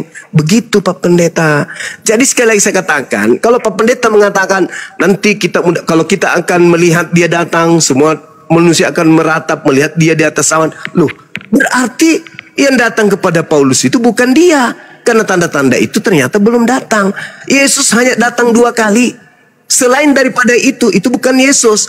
Kalau Yesus datang kedua kali dan kedatangan kedua kalinya itu belum datang, berarti kedatangan keberapa yang datang kepada Paulus in the gang? Itu kedatangan ketiga rupanya. Lebih dulu ketiga daripada kedua. Tidak, Pak Pendeta. Kesimpulannya, yang datang kepada Paulus itu bukanlah Yesus anak Maria. Silakan. Jadi ini ya, jadi jangan dimaknai kedatangan perjumpaan Paulus dengan Yesus itu adalah pribadi Yesus yang ada di surga sekarang. Tapi itu adalah penyataan dalam roh, ya. Jadi karena kita percaya Tritunggal, sehingga setiap Allah menyatakan diri hari ini kepada siapapun, maka itu pasti penampakannya dalam wujud atau gambar Yesus. Termasuk kepada Yohanes. Itu tapi gambar Yesus dalam spirit atau dalam kuasa Roh Kudus. Jadi itu pasti selalu akan interaksinya dengan manusia ini pasti selalu begitu. Jadi kepada siapapun Yesus akan memilih untuk dijadikan atau dipanggil khusus, dipilih secara khusus, seperti Paulus misalnya. Maka itu akan penyataannya seperti itu. Misalnya Bang Suma bilang bahwa ya banyak kesaksian para murtadin sekarang yang dijumpai oleh sosok-sosok. Itu adalah penyataan dalam rohnya. Jadi ibaratnya begini Bang Suma gambarannya. Bang Suma di sana ada lampu, ya kan? Anda diterangi oleh lampu. Ya kan? Tapi terang itu sendiri yang menerangi Bang Suma, bukan lampunya. Lampunya itu ada jauh dari Bang Suma. Ya sama seperti hari ini. Itu bukan Yesus bukan wujud Yesus yang disalib, tapi itu adalah penyataan dalam roh. Itu adalah spiritnya. Karena kalau Yesus sudah melangkahkan kakinya di dunia ini, ya tadi Bang Suma baca itu, ada matahari akan gelap gulita, kemudian bulan akan berjatuhan, bintang-bintang, kuasa-kuasa gelap langit akan goncang. Itu akan terjadi pasti kalau Yesus sendiri yang langsung melangkahkan kakinya ke dunia ini. Kalau bukan Yesus, yang menjumpai Paulus? Siapakah yang menjumpai para murtadin? Itu adalah ibaratnya cahaya itu, terangnya itu yang datang ke mereka, bukan lampunya sendiri, bukan lampunya. Ya. Pak Pendeta, itu gini, kuasanya yang datang kepada mereka. Menurut Yesus sebelum dia terangkat ke langit, yang datang setelah dia kepada murid-muridnya itu siapa, Bang?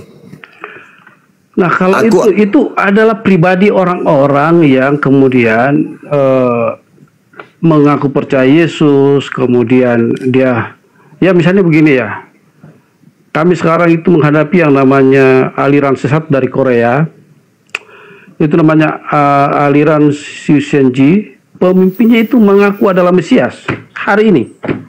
Dan kemarin saya menghadapi mereka di pertemuan ini dan kita usir mereka. Itu salah satu contoh. Dan di belahan bumi yang lain pun ada orang-orang yang seperti itu sekarang mengaku adalah Mesias. Oke. Nah, orang-orang seperti itu. Jadi bukan Yesus yang itu adalah manusia seperti kita yang mengaku-ngaku sebagai Mesias. Oke, gini Pak Pendeta. Yesus berpesan kepada muridnya adalah lebih baik jikalau aku pergi. Sebab jikalau aku tidak pergi, maka penolong lain itu tidak akan datang. Pertanyaan saya, menurut Yesus, penolong yang datang setelah Yesus terangkat itu siapa? Yesus sendiri atau ada oknum lain? Oke, saya bacakannya siapa akan datang. Ya, Yohanes 16 nomor 7, nomor 8, nomor 9. Ya, itu di Yohanes sampai nomor 15. Teman-teman kan mungkin sudah baca di sana ya, tidak perlu saya bacakan. Adalah lebih baik jikalau aku pergi, sebab kalau aku tidak pergi, sang penghibur itu tidak akan datang. Siapa penghibur ini, Pak? Penghibur itu adalah pribadi Allah yang ketiga itu Roh Hulula. Yang datang kepada Paulus siapa? Nah, itu adalah Roh Kudus. Tapi jadi Roh bukan Kudus, Yesus. Roh Kudus yang menyatakan dia. Jadi tidak bisa dipisahkan itu. Jadi langsung kena di sini, kena dia nih. Roh Kudus menyatakan diri kepada Paulus, tapi dalam dalam aku harus pergi sebab kalau Yesus ya. Aku harus pergi sebab kalau aku tidak pergi, Roh Kudus itu, Roh kebenaran itu tidak datang. Berarti oknum lain, Pak. Yesus harus pergi supaya oknum lain itu datang. Nah, yang datang kepada Paulus siapa? Oknum lain atau Yesus sendiri? Pasti Yesus. Ya, katanya oknum lain, kata Yesus. Itu waktu. Jadi Yesus dan Roh Kudus itu tidak terpisah. Jadi di mana dalilnya, sekarang Pak? ini di mana dalilnya? Roh Kudus berkarya. Tolong dalil, Pak. Kalau dalil Yesus dan Roh Kudus itu tidak terpisah, itu di mana dalilnya? Oke, sebentar ya, saya buka. Iya. Silakan.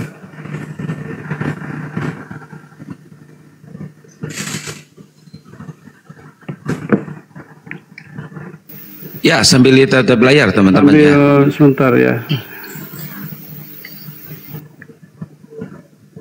Di Yohanes pasal yang ke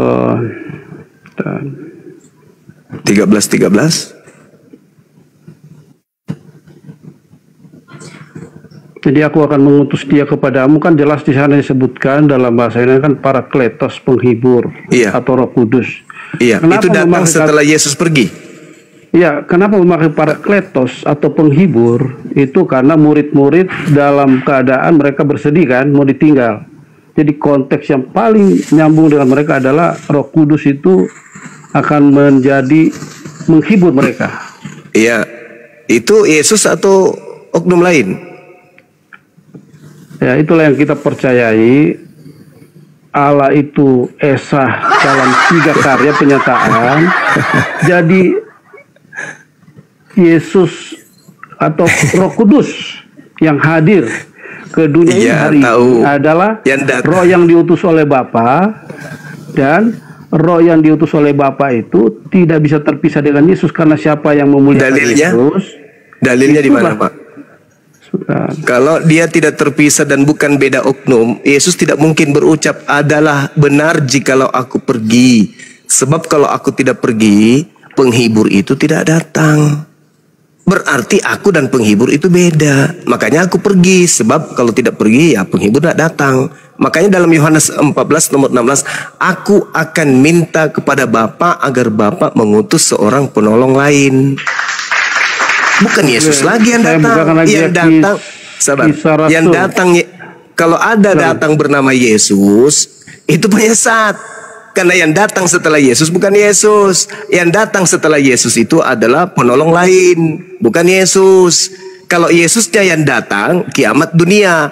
Tapi selama masih Roh kebenaran yang datang atau penghibur yang datang, berarti masih ada masa perbaikan atas dunia ini. Tetapi kalau langsung Yesus yang datang, kiamat sudah dunia ini. Jadi yang datang mengaku Yesus kepada Paulus itu bukan Yesus, Pak. Andai saja Paulus mengatakan, aku tidak menerima Injil dari manusia, tetapi yang memberikan Injil kepadaku adalah Roh Kudus. Nah, itu baru pantas kita katakan itu bukan penyesat. Tapi masih perlu diuji. Tapi karena dia mengaku Yesus Kristus, maka dia kena kepada Matius 24 nomor 23 sampai nomor 26. Apabila ada orang berkata kepadamu, ada Yesus di sini, ada Yesus di sana, jangan kau percaya, itu bukan aku. Sebab kalau aku yang datang, kiamat dunia. Maka yang datang setelah aku itu adalah seorang penolong lain, bukan aku. Kalau aku yang datang, kiamat. Tapi ingat, setelahku ada 2 yang datang. Yang pertama adalah penghibur, yang kedua adalah penyesat. Penyesat ini mengaku mengatasnamakan diriku dan mengaku juga Kristus. Hati-hati kepada dia. Tapi kalau yang satunya itu adalah penolong lain, penghibur, Parakletos. Nah, yang datang kepada Paulus Parakletos nggak? Bukan, tapi makhluk mengaku Yesus Kristus. Nah, kena kepada nubuatan Yesus. Makanya orang Yahudi tidak percaya kepada Paulus. Makanya orang Yahudi tidak Kristen, Pak. Yang Kristen itu hanya korbannya Paulus yang ada di Antioquia dan Romawi, sampai ke Belanda, sampai ke Anda. Gitu. Al-Quran kami juga mengatakan itu, Pak. dalam Al-Quran surah As-Zukhruf ayat 61 bahwa kedatangan Nabi Isa adalah tanda kiamat. Begitu juga ucapan Yesus, kedatanganku adalah matahari menjadi gelap, bulan tak bercahaya, bintang-bintang berjatuhan, kuasa-kuasa langit berguncang, dan manusia semua di atas muka bumi ini akan meratap. Kenapa meratap? Bagaimana tidak meratap, Pak? Matahari gelap, bulan tak bercahaya, bintang-bintang berjatuhan, ya berataplah. Tiba-tiba saja muncul Yesus di tengah-tengah langit. Nah, itulah bukti bahwa yang datang Yesus yang asli. Tapi kalau cuma dia sendiri yang rebah mendengarkan suara, itulah yang harus diwaspadai. Penyesat. Dan setelah itu apa? Paulus melakukan banyak mujizat kan, sampai dia dianggap dewa Hermes oleh orang-orang pagan. Karena dia melakukan banyak mujizat. Nah, Yesus mengatakan dia akan melakukan banyak mujizat sekiranya mungkin menyesatkan orang pilihan juga. Paulus yang menggenapi itu. Karena setelah dia datang, kiamat dunia. Tapi kalau Yesus palsu yang datang, tidak kiamat, tetapi apa? Menyesatkan banyak orang. Pergilah ke seluruh dunia, jadikanlah seluruh bangsa menjadi muridku. Itu bukan anak Maria, Pak. Itu beda. Itu Yesus lain yang harus diwaspadai oleh murid-murid Yesus. Makanya ketika Paulus, Anda baca kitabnya di dalam sejarahnya di dalam Kisah Para Rasul 21 nomor 15 sampai nomor 26, setelah Paulus itu mengajarkan agama Kristen kembali ke Yerusalem, Paulus ini yang dibimbing oleh Roh bernama Yesus Kristus itu bertaubat dari ajaran tersebut.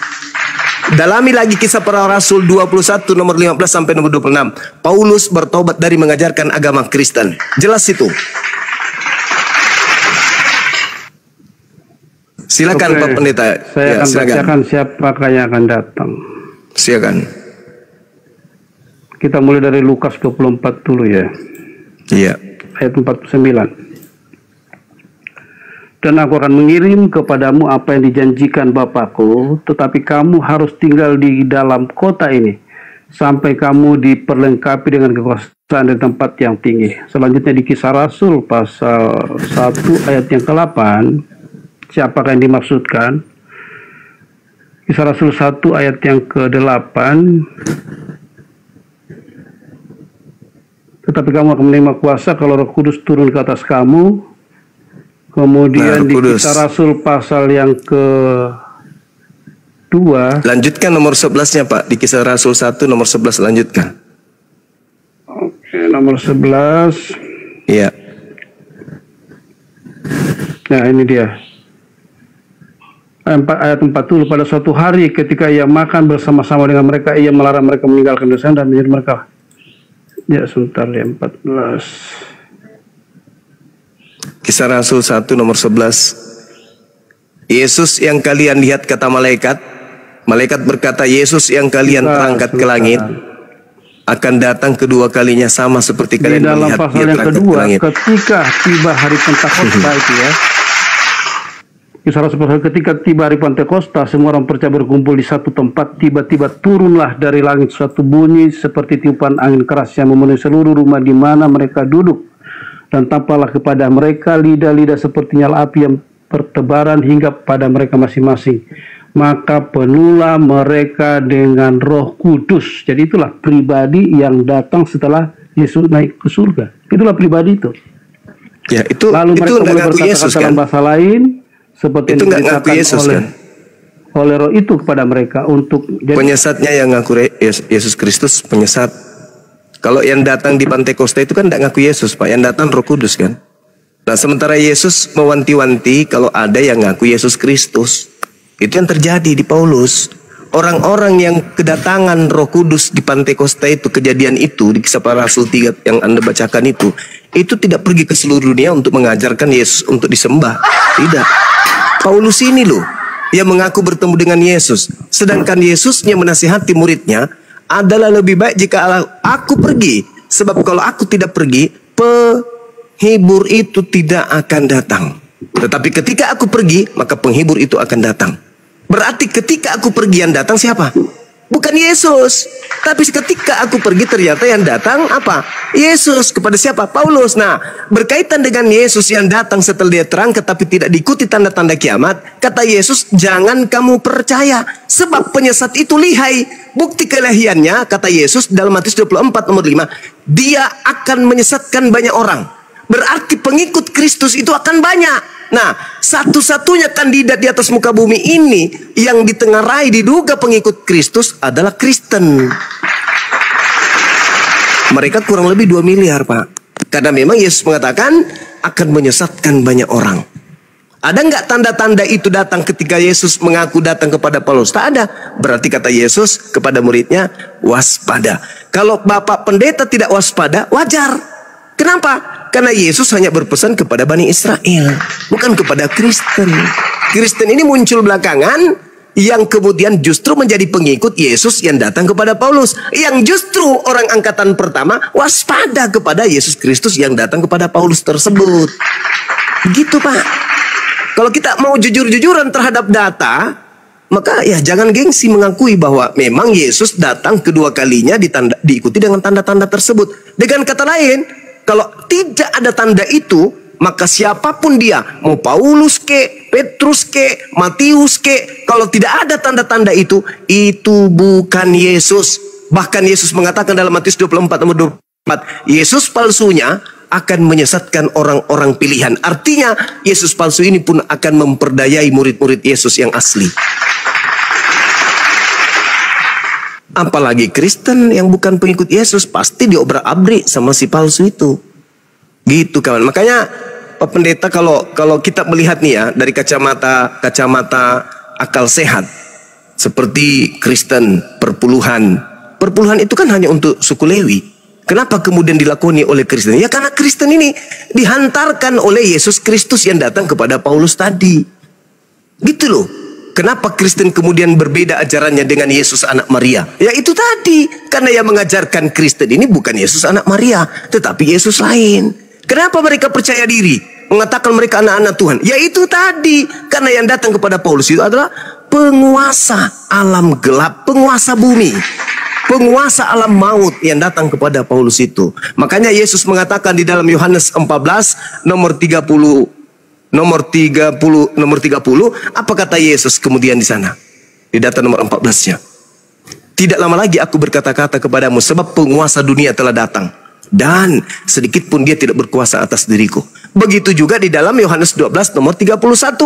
Apa dikatakan?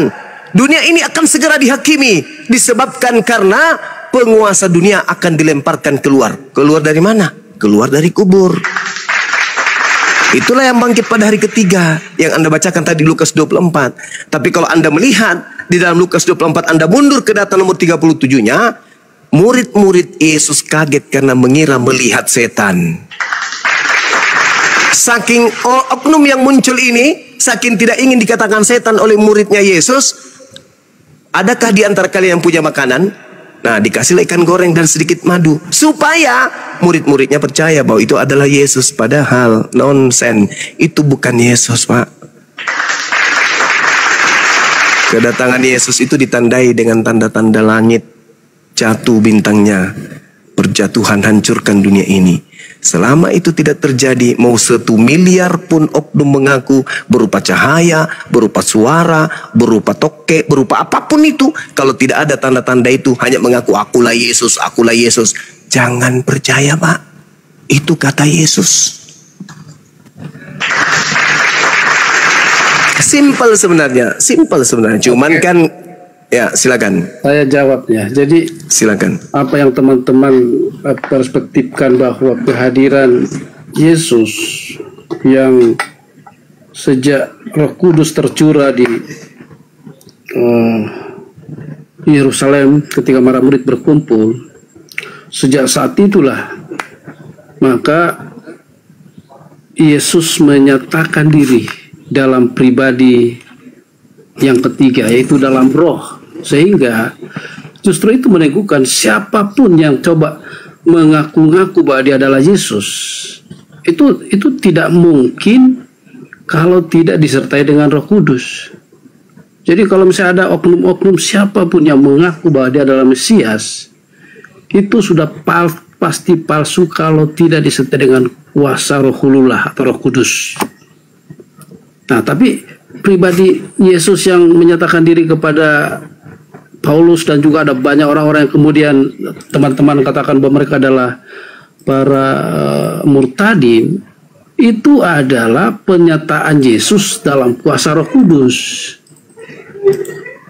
Jadi bukan Yesus yang pribadi Yesus itu, bukan, tapi kuasanya. Yang tadi saya bilang, seperti kita diterangi lampu hari ini, bukan lampunya yang terangnya yang menerangi kita, lampunya sendiri ada di atas sana. Seperti itu, Bang. Ya, kan Yesus mengatakan kalau ada yang berkata ada Yesus di sini, jangan kau percaya. Nah, sekarang seorang murtadin ditanya, kenapa kamu murtad? Karena pada saat aku di rumah lagi sholat tahajud, aku bertemu dengan sosok yang mengaku Yesus, bercahaya, pakai jubah putih, rambutnya panjang, matanya mengkilap dan seterusnya. Lah, itu kan sama halnya dia berkata, ada Yesus di sini, ada Yesus di rumahku. Nah, nasihat Yesus jangan kau percaya.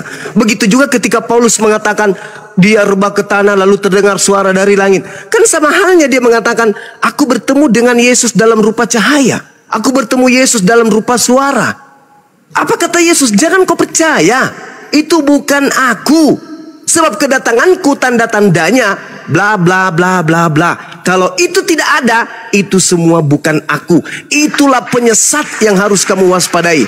Dan penyesat yang datang itu adalah sangat sakti. Kenapa dia sakti?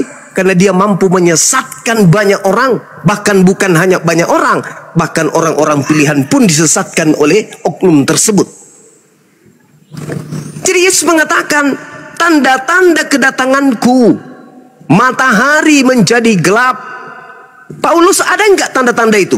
Kepada murtadin ada enggak tanda-tanda itu? Tidak ada. Nah, sekarang alasan Pak Pendeta, memang bukan Yesus yang datang. Ya sudah, berarti bukan Yesus. Oh, dia hanya berupa cahaya. Iblis pun datang dalam rupa cahaya. Di dalam Lukas, Yesus berkata, Lukas 10 nomor 18, aku melihat iblis jatuh dari langit dalam rupa cahaya. Bahkan di dalam 1 Yohanes 4 nomor 1, apa kata kitab saudara? Waspadalah, ujilah setiap roh yang datang kepadamu, sebab nabi-nabi palsu akan datang menyesatkan. Berarti roh ini juga bisa disebut nabi. Kenapa? Karena mereka menerima pengajaran dari roh yang lain yang bukan dari Tuhan. Makanya orang Kristen itu diajarin apa, Pak? Menyembah roh, kan? Bukankah roh itu makhluk halus, Pak? Iya kan? Sadar nggak di situ, Pak Pendeta? Saya jawab ya. Silakan. Saya sepakat bahwa Yesus, pribadi Yesus yang adalah pribadi Tritunggal itu belum datang. Yang datang itu adalah rohnya.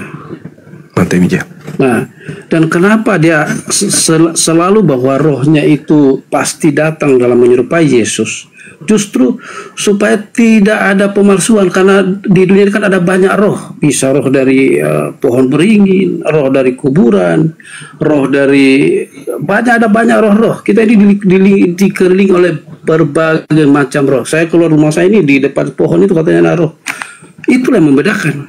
Kalau roh-roh yang penyesat, roh-roh yang palsu itu pasti tidak datang dalam wujud Yesus. Tapi kalau roh yang benar, roh yang memuliakan Yesus, pasti dia akan menjumpai seseorang siapapun.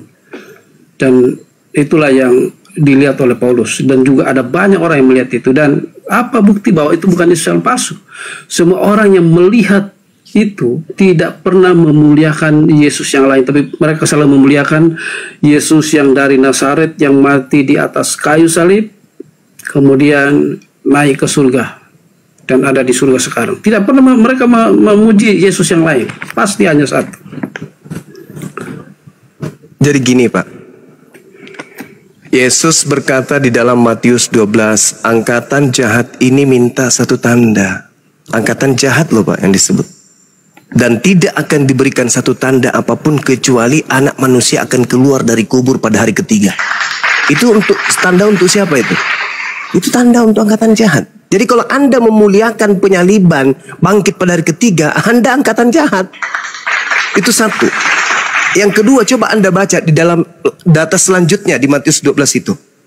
Ada orang bertaubat dari kaum Farisi, ahli Taurat. Bertaubat dia dari membunuh. Lalu kemudian bersih, iblisnya keluar ketika dia bertobat. Tapi iblis yang keluar ini kembali kepada oknum yang bertobat ini. Bahkan bukan hanya kembali sendiri, dia mengajak 7 roh yang jauh lebih jahat dari dirinya untuk masuk kepada oknum Farisi yang bertaubat tadi. Dan setelah 8 setan masuk ke dalam dirinya, dia lebih jahat daripada hanya sekedar membunuh jasad.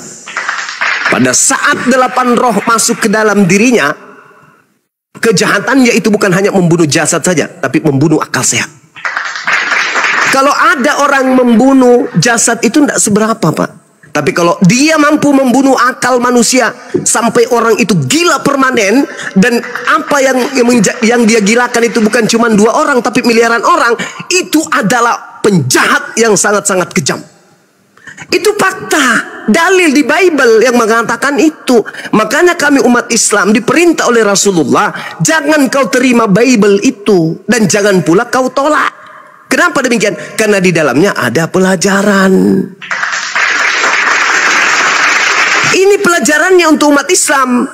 Kami belajar tentang Bible dan uraian-uraian Al-Quran itu jelas tentang sikap, perbuatan, ciri khas, tipikal, karakter orang-orang yang disesatkan kemudian, yang menganggap bahwa Nabi Isa alaihissalam itu mati menebus dosa-dosa manusia, yang menganggap bahwa Nabi Isa itu disalibkan dan seterusnya. Padahal Yesus sendiri di dalam Bible milik orang Kristen dikatakan angkatan jahat ini minta satu tanda, dan tidak akan diberikan satu tanda apapun selain tanda Yunus, sebab Yunus 3 hari 3 malam dalam perut ikan, demikian juga anak manusia 3 hari 3 malam dalam perut bumi. Artinya pada hari ketiga Yunus keluar dari perut bumi, perut ikan. Artinya manusia yang dikuburkan keluar dari goa pada hari ketiga. Itu tanda siapa? Itu tanda untuk angkatan jahat. Anda menggaungkan kebangkitan, Anda angkatan jahat. Anda menggaungkan Paulus bertobat. Justru pertobatannya Paulus dari membunuh murid Yesus, setelahnya dia bukan lagi bertobat, dia kerasukan 8 setan. Saya tidak mengada-ngada, Pak. Saya membaca Bible. Saya ini meskipun saya tidak sekolah pendeta, saya bukan lulusan STT, tetapi kalau berbicara mengenai Bible, saya tidak ada tendensi uang. Saya tidak ada tendensi dogma dan doktrin. Saya bebas menggunakan akal sehat saya yang diberikan Tuhan saya kepada saya untuk membaca, menilai, dan melihat apa yang ada di dalam Bible Bapak itu sendiri. Coba Anda lihat di dalam Matius 12 nomor 43. Setelah diterangkan mengenai angkatan jahat.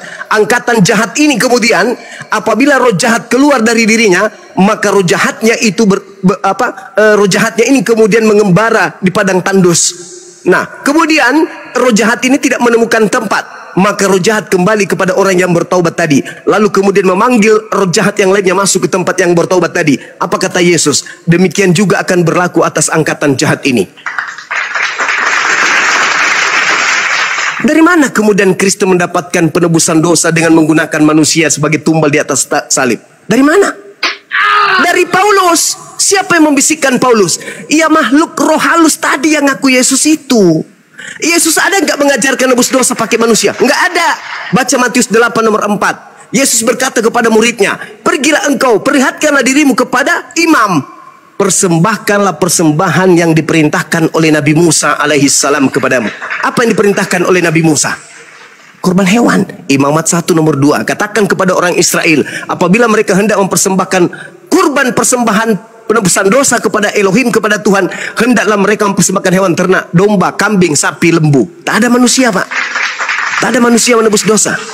Hanya makhluk ngaku Yesus yang datang kepada Paulus, yang kemudian mengajarkan penebusan dosa menggunakan darah manusia. Padahal di dalam Imamat 11 nomor 20, 18 nomor 21, Tuhan sendiri mengatakan, jangan engkau mempersembahkan anak manusia kepada dewa Molok.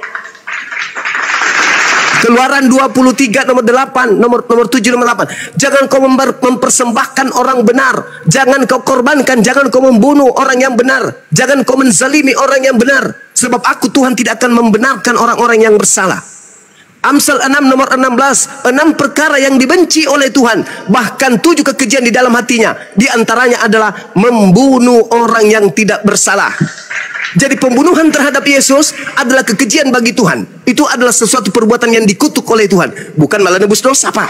Tetapi oleh setan, pembunuhan terhadap Yesus diputar. Itu adalah untuk nebus dosa manusia. Dari mana?